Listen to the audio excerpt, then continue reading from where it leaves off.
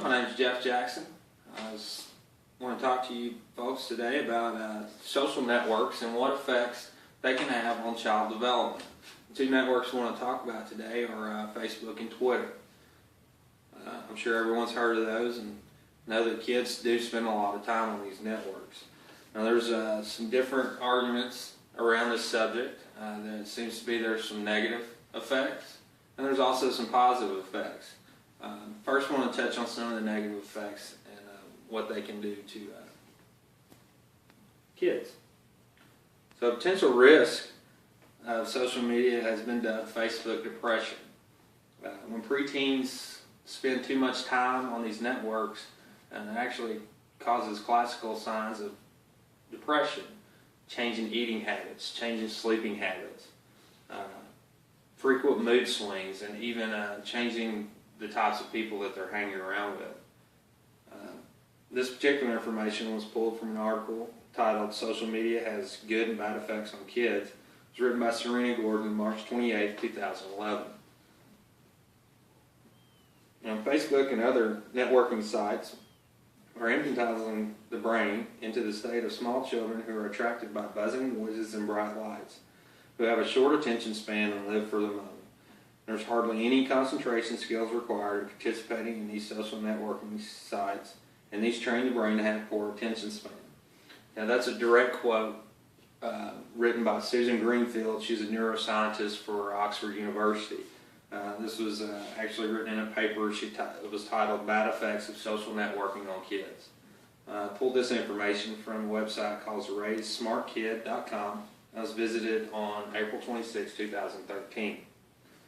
So, and then kind of just retouching on this subject, there was an author named David Derbyshire who wrote an article, "Effects of Social Networking on Children," in September 2011, and he pretty much just talks about how the attention span is not as good when people, or kids specifically, spend too much time on these social networking sites. It actually decreases the attention span. So now that we've talked about some of the negative effects, I want to kind of touch on some of the counter argument and that there are some positive effects to being on these sites as well. There's many ways in which the social media can be used by youth in a positive way. It's not just an avenue for socializing. Kids and adolescents can be creative, interact, and learn. Social networking provides an alternative way for students to get interested in learning with a new and previously unconventional medium. One way that this really helps is with doing homework and group projects. Kids no longer have to really go meet each other in a specific place. They can work on group projects and help each other with homework from their homes just by getting on these sites and really trying to help each other. Even though social media isn't only used for social interaction, it is an important aspect of adolescents' lives. Social media provides an avenue for them to stay connected with peers that they've met in school, sports teams, churches, etc. So they can continue to interact with these people even after they meet, and it just makes for an easy way for them to do it.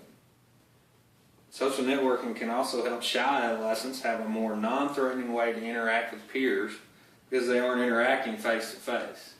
Now this particular information that we just discussed was pulled from an article titled "The Effects of Social Media on Children." It was written by Angela Barnes and Christine Laird on June 6, 2012. So in conclusion, we can't ignore social networks like Facebook and Twitter. They're everywhere. All kids are using them for the most part, especially in the United States. So just for us to try to protect our children, parents and grandparents alike need to really have knowledge of these networks and show kids how to use them in a positive way. That's all I have for you. Any questions? Please feel free to ask.